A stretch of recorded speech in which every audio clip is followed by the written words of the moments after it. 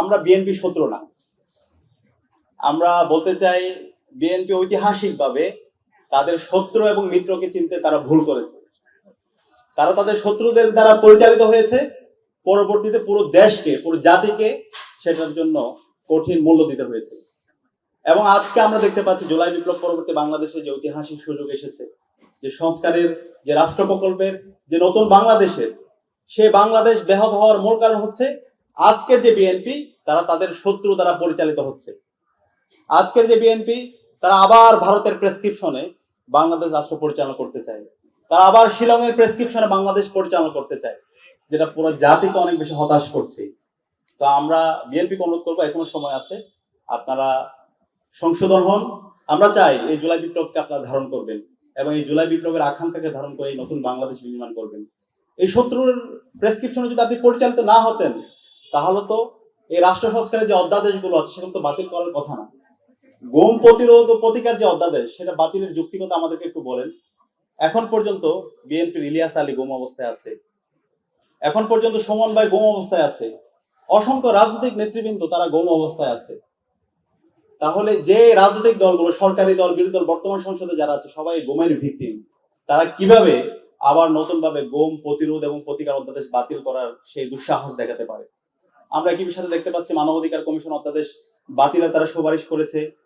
বিচার বিভাগকে স্বাধীন করার জন্য এবং বিচার বিভাগকে শক্তিশালী করার জন্য যে বিচারক নিয়োগ প্রক্রিয়া এবং আলাদা সচিবালয় গঠনের যে অধ্যাদেশ, সেটা বাতিলের জন্য তারা সুপারিশ করেছে।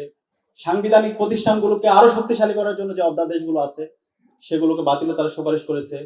যে আন্দোলনটা, জুলাই বিপ্লবটা শুরু হয়েছে কোটা ব্যবস্থার উপর ভিত্তি করে, এই পিএসসি কে, পাবলিক যে পিএসসি আছে আমাদের সার্ভিস কমিশন, সেই কমিশনটাকে আরো শক্তিশালী করার জন্য সেই কমিশনকে আবার তারা দলীয়করণ করতে চায়। রাষ্ট্রের যত স্বাধীন প্রতিষ্ঠানগুলো আছে, দুদক থেকে শুরু করে, সেগুলোকে আবার তারা দলীয়করণ করতে চাই। তো সেই যদি আমরা হাসিনার স্ট্রাকচারে যদি ফিরে যাই, তাহলে তো আমাদের এই এত মানুষের রক্ত, আমাদের এত ভাই বোনের রক্ত পুরোটাই বৃথা যাবে। সুতরাং আমরা জুলাইয়ের প্রজন্ম বেঁচে থাকতে এই বাংলাদেশ আমরা সেটা হতে দিব না।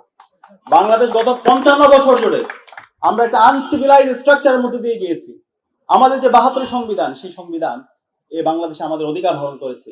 এবং আজকে আমাদের অবাক লাগে, আজকে বিএনপির যারা মন্ত্রীরা আছে, মির্জা ফখরুল থেকে শুরু করে, সালাউদ্দিন থেকে শুরু করে, এবং বড় গলায় যিনি কথা বলছেন পার্থ সাহেব, আমরা তাদের যখন আগের বক্তব্যগুলো দেখি এবং বর্তমান বক্তব্য যখন মিলাই, আমরা তাদের প্রতারণার রাজনীতি দেখতে পাই, আমরা তাদের দ্বিচারিতার রাজনীতি দেখতে পাই।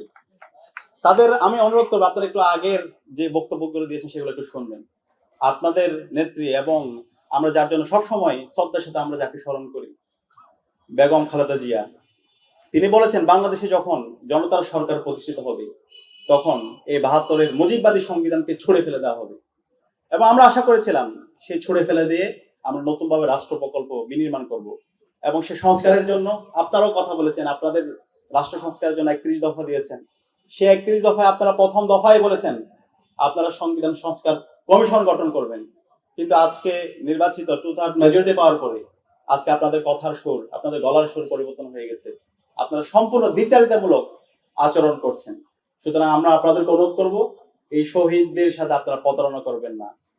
যে জমিনে শহীদদের রক্ত পড়েছে সেই জমিনে ইনসাফ বিজয় হবে ইনশাআল্লাহ। এবং যারা শহীদদের সাথে গাদ্দারি করবে, শহীদদের সাথে যারা প্রতারণা করবে, তারা ধুলোর সাথে তারা মিশে যাবে। আপনারা হাসিনা থেকে শিক্ষা নেন। এবং আপনাদেরকে আমরা এটাও বলছি, আপনারা যদি হাসিনা হতে চান, আপনারা হাসিনা হতে পারবেন না।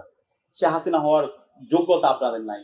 এবং যে জুলাই বিপ্লব হয়েছে, সেই জুলাই বিপ্লব কারা করেছে? ইতিমধ্যে আমাদের আলোচকরা চমৎকার ভাবে আলোচনা করেছেন। বাংলাদেশের জেনজিরা করেছে, তরুণরা করেছে, 16 বছর আন্দোলন করেছেন, ঈদের পরে আন্দোলনের কথা বলেছেন, বারবার ব্যর্থ হয়েছেন, বারবার প্রেসক্রিপশনের রাজনীতি করেছেন, নেগোসিয়েশনের রাজনীতি করেছেন।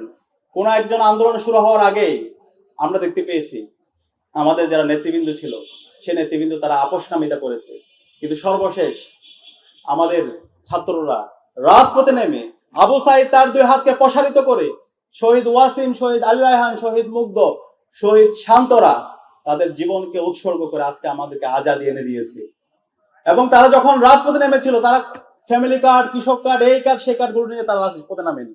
তারা বলেছিল আমরা রাষ্ট্র সংস্কার চাই, তারা বলেছিল রাষ্ট্র মেরামতের কাজ চলছে। সাময়িক বা অসুবিধার জন্য দুঃখিত। আজকে এই রাষ্ট্র মেরামতের জন্য, এই আমাদের রাষ্ট্রকে নতুনভাবে ঢেলে সাজানোর জন্য, ফেসিবাদী কাঠামোকে বিলুপ্ত করার জন্য যে জুলাই সনদ হয়েছে, এবং জুলাই সনদে আপনারা ঐকমত হয়েছেন, এবং আপনাদের প্রস্তাবের ভিত্তিতে গণভোট, এবং গণভোট আগে হওয়ার জন্য আমরা প্রস্তাবনা দিয়েছিলাম, রাজনৈতিক দলগুলো প্রস্তাবনা দিয়েছিলেন, তখন আপনারা বলেছেন না একই দিনে হতে হবে, এবং একই সময়ে একই নির্বাচন হলো, একই অধ্যাদেশে নির্বাচন হলো, জাতীয় নির্বাচন এবং গণভোট নির্বাচন। সেই নির্বাচনে 70% ওই দেশের নাগরিকরা তারা গণভোটে হায়ের পক্ষে তারা মতামত দিয়েছে, সংস্কারের পক্ষে তারা মতামত দিয়েছে, এবং সে অনুযায়ী সংস্কার পরিষদ গঠিত হওয়া, ওখানে শপথ নেওয়ার কথা ছিল, এবং 180 কার্য দিবসের মধ্যে এই সংস্কারগুলো এবং অধ্যাদেশগুলো বাস্তবায়ন করার কথা ছিল। কিন্তু আজকে আমরা তাদের বিভিন্ন ধরনের তাত্ত্বিকতা শুনতে পাচ্ছি, তারা আমাদেরকে হবস ল রসুল গল্প শোনায়। এই ধরনের দ্বিচারিতার রাজনীতি এখন চলবে না। আমি স্পষ্টভাবে বলি যে জুলাই বিপ্লব জেনজিরা করেছে, তারা আগামী বাংলাদেশে আরো 50 বছর তারা বাংলাদেশে থাকবে। আপনারা কিন্তু চলে যাবেন, যে বুড়া জেনারেশন আছেন, যে মুরব্বী জেনারেশন আছেন, আপনারা কিন্তু চলে যাবেন। এখন আপনারা কি চান আপনারা ঘৃণার পাত্র হিসেবে থাকবেন, নাকি আপনারা চান আপনাদেরকে সারা জীবন শ্রদ্ধার সাথে স্মরণ রাখবে? আমরা শহীদ জিয়াকে শ্রদ্ধার সাথে স্মরণ রাখি, আমরা মরহুমা বেগম খালেদা জিয়াকে শ্রদ্ধার সাথে স্মরণ রাখি। আমরা চাই তাদের থেকে আপনারা শিক্ষা নেন, এবং আপনারা যে কথাগুলো বলেন তো নিজের পায়ে কোড়াল মারা। আপনাদের জন্ম হয়েছে গণভোটের উপর ভিত্তি করে। আজকে আপনারা এটাকে সাংবিধানিক বাধ্যবাধকতার কথা বলছেন। আপনাদের কথাগুলো আপনারা একটু শুনবেন। এই আপনাদের কথাগুলো শুনে সুস্থ মানুষ না, পাগলও হাসে। সুতরাং এখনো সময় আছে, আপনারা দ্রুত সময়ের মধ্যে অধ্যাদেশগুলো বাতিলের সুপারিশ করেছেন, তা থেকে আপনারা জনতার যে দাবি, শহীদদের যে দাবি, শহীদদের আকাঙ্ক্ষার আলোকে এই সংস্কার জুলাই সনদ বাস্তবায়ন করেন, এবং জনগণের যে ম্যান্ডেট সে গণভোটকে আপনারা মেনে নেন, এবং মেনে নিয়ে সবাইকে সাথে নিয়ে একটা নতুন বাংলাদেশ নির্মাণ করেন। এটা খারাপ লাগে আমাদের জন্য। আমি শেষ করছি যে এত রক্তের পরও 55 বছর এত রক্ত দিয়েছি, জুলাই বিপ্লবে আমরা এত রক্ত দিলাম, এরপরে এসে আবার আমাদেরকে পিছনের রাজনীতি নিয়ে আমাদেরকে আবার ডিবেট করতে হচ্ছে, কথা বলতে হচ্ছে। ভাই, এখন তো আমাদের কথা বলার কথা ছিল নতুন বাংলাদেশ বিনির্মাণ করার জন্য। আমাদের অর্থনীতি কিভাবে আমরা আরো শক্তিশালী করতে পারি। আমাদের অর্থনৈতিক কাঠামো ভেঙে দেওয়া হয়েছে, আমাদের শিক্ষা ব্যবস্থাকে ভেঙে দেওয়া হয়েছে, আমাদের সংস্কৃতিকে ভেঙে দেওয়া হয়েছে, আমাদের পুরো রাষ্ট্রের স্ট্রাকচারকে ভেঙে দেওয়া হয়েছে। সেটাকে কিভাবে নতুনভাবে নির্মাণ করতে পারি, আমাদের যে পররাষ্ট্রনীতি সেটা কিভাবে আমরা আরো শক্তিশালী করতে পারি।